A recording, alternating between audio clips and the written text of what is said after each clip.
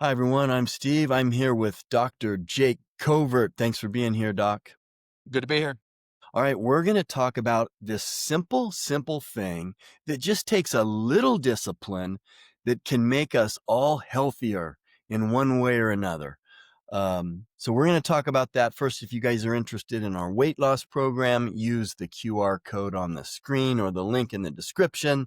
If you're interested in interviews with doctors, nutritionists, personal trainers, please subscribe to the channel. All right, so we're going to talk about walking strategically. It's huge.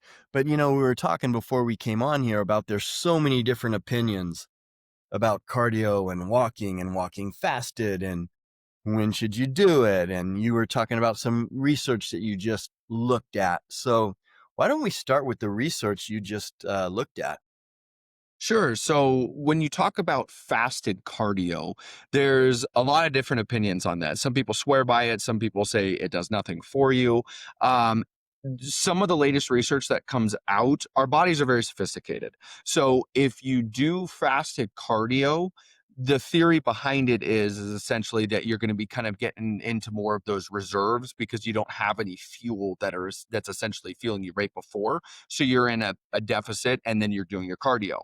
Now, the newer research that just came out essentially said that your number one, your body's sophisticated, but if you burn more carbs at, let's say, when you did fasted cardio, if you burn more fat when you did fasted cardio, your body will end up burning the same amount of the other macronutrient towards the end of the day. So at the end of the day, it all balances out. So essentially, what the new research said is fasted cardio essentially does not matter because if you at the end of the day the total calories that you intake is going to be the biggest driver of weight loss, but nonetheless, I think you have to take that with a little bit of a nuance because even when I've done fasted cardio in the past, I've felt the difference from it and I've enjoyed my workouts a little bit more. I just have felt better with it. So at the end of the day, it's person to person, and whatever feels good for you is going to be the best. That's interesting because also, what I always say, everyone's different, and I've done it all. And what I do now is first thing in the morning, I try to take a 20-minute walk. That's fasted. And, I don't eat anything, but I'm not, you know, destroying myself doing a intense cardio session. It's a 20-minute casual walk in the sun. I mean, I'm not lollygagging, but I'm not, sprint walking either. Um, so I do that. And what I did 40 years ago is different than what benefits me now. But, I did see that same research that you're talking about. And it makes sense, because you're talking about what's your calorie deficit. Because um, if you walk fasted first thing in the morning or whatever, your body is going to use body fat because that's what's there. And your body is trained. If you're on a ketogenic diet, your body's going to you're training it to burn body fat, but it still all comes out in the wash. Now, if you're really overweight, if you're obese, I think that's different. If you're younger, that's different. If you're older, that's different. And I think all these things are a factor in what's most beneficial for each person. So, your body is going to, use those carbs or whatever as soon as you eat. Even if you're on a ketogenic diet, your body's still going to move that fat into stored energy, glycogen, where it thinks it needs it. That's the whole thing about burning fat, is your body's still going to take that energy and move it to glycogen, which is what your body wants to use, right? Mhm. No, exactly. And I think kind of going back to that point too, why if you are really overweight, fasted or just even fasting for the first half of the day can be really beneficial. Because if you just have in your mind a rule, just like, hey, I'm not going to eat until noon today. And let alone like let's throw all the research out the window. Just the fact that you're reducing your calorie intake and you're sticking to that. And if you have a set regimen thereafter, that's going to be so effective just for in terms of discipline and following a good plan for future weight loss. And look, if you're fat, You certainly do not need carbs. I've talked to people in the gyms and stuff, and I said, "Hey, why don't you try cutting your carbs?" "Well, that's not good for you." Well, look, if you're fat, I know it sounds kind of mean, but if you're fat, your body has already prepared itself and shifted energy into the muscle cells in the form of glycogen, right? So your body has plenty of energy. It's just shifting it around. So now it's got the glycogen, and that's really what you're using when you go to your walk or whatever, even if it's higher intensity level, because your body's taking that fat and moving it, changing it to a preferred form of energy for your daily activity, right? Totally. And that's a great point as well, because carbs are the one macronutrient where you're right, we truly don't need them because there's a process called gluconeogenesis. So if you have an excess essentially of another macronutrient of protein, let's say, your body can turn that into carbs. So at the end of the day, the most important thing, let's just take the minimum amount of calories that you need to eat in a day, for example. So your basal metabolic rate, the BMR. If you were to sit on a couch and not move a muscle or do anything just for your body to survive simply, there's a set amount of calories that each individual is going to burn just for your body to survive. Now, 15% of those calories, just in terms of brain hormone function, should be coming from fat. And that's just kind of a healthy range that they determine, just like, hey, that's a good range for your body to function essentially optimally. Now, protein, again, we've talked about protein in the past, one of the most important macronutrients. I like a gram per pound at least. The research says you can go under that, but personally, for me, I like to hit that gram per pound. And then after that, the remaining calories to hit that can come from carbs, can come from protein. If you're doing a keto diet, you could add more fat, but carbs are, you're right, they're the least important macronutrient in terms of weight loss. Now, if you're talking about performance, that's a different conversation altogether because that's where you can really start to play with things for performance optimization. But purely weight loss, carbs are the least important macronutrient. You just need to focus on proper protein intake to preserve lean mass as you're losing weight and enough fat just to preserve hormone and brain function. Yeah. You know, things change as you get older. You're 26, I'm 63. So you're 26, right? Yep. As long as you haven't had a birthday recently. Yeah. I can do things. I have more flexibility. I've done keto. I've done it to where, my body is using body fat, but I'm not fat. I'm not even overweight. So, but my body can still do it. I'm maybe 13.5% body fat, which is pretty lean, especially for anybody. It's lean. We were just talking also, the average body fat for males over 18 is 28%. That's pathetic. That's twice what I am.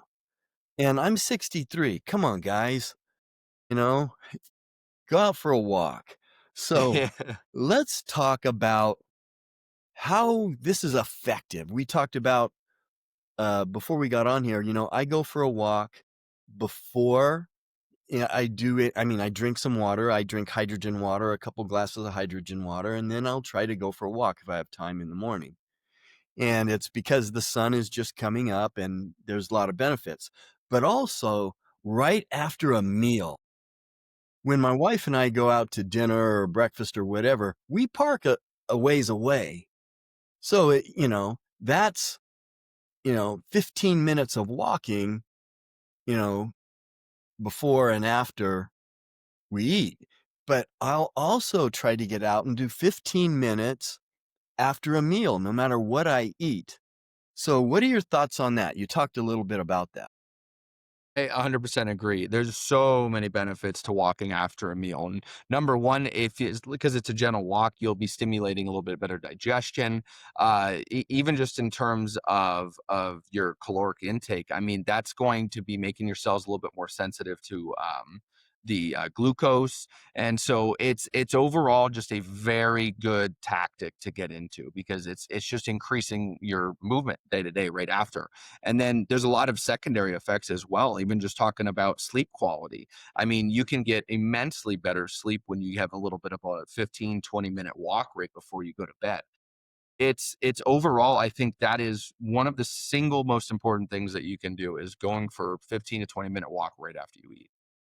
Yeah, and we also talked about, can you overdo cardio? You know, a lot of the science and the stuff I'm reading and watching on YouTube and stuff with influencers is that um, cardio is not the big thing. You know, and I've never done a lot of cardio. I did 4 bodybuilding competitions, and I never would do a lot of cardio, maybe 20 minutes 3 times a week, because muscle is the thing. Every pound of muscle is precious when you're younger and especially as you age. That's why I'm also an advocate of the 1 gram of protein per pound of body weight, and I eat a little more than that just to make sure. Um, so you can do too much. And look, you're not what you get for walking or jogging on a treadmill for an hour as far as calorie burn is nothing. It's a waste of time, in my opinion. Go do something that's more efficient for your body, like interval trainings. Sprint on the treadmill, walk, sprint, walk, sprint. Go push a sled. Go outside, do wind sprints, do jumps, do something that's intense, then rest, then intense. That seems to be the popular thing right now that most of these influencers and doctors and nutritionists that are into fitness are pushing, is high interval training, high intensity interval training. And the cardio is more of a tool, still in the tool belt. I'm not saying it's bad, but to just kind of keep your body working right, but you don't want to overdo it, in my opinion. No, 100%. And I think why a lot of people are raving about the interval training as well is because it's the intensity aspect of it. Even when it comes to weightlifting, a lot of people aren't hitting the kind of that intensity that you need to be hitting in the gym. And in terms of just straight caloric burn, resistance training is going to be one of the most effective things that you can do. And that's purely because you're lifting something that is beyond your typical body weight and you're putting it down. It's very intense and it's exertive on the body. So you're going to burn a lot of calories doing that. That'll burn a much more than just going for like we were talking about, like a walk. If you're just going for a slow low intensity walk, essentially it's going to be very different calorie wise. Now when you talk about the interval training, it's the aspect of getting the heart rate up, the cardiovascular benefit from it, the weight loss benefit from it, the even if you just talk about heart rate variability and that how that improves your lifespan and longevity. It's just very important to get into that intense heart rates being elevated and then your body being able to relax and bring that back down to kind of its own homeostasis. It's very good for weight loss, it's very good for aging, it's just very good to train your heart to do that.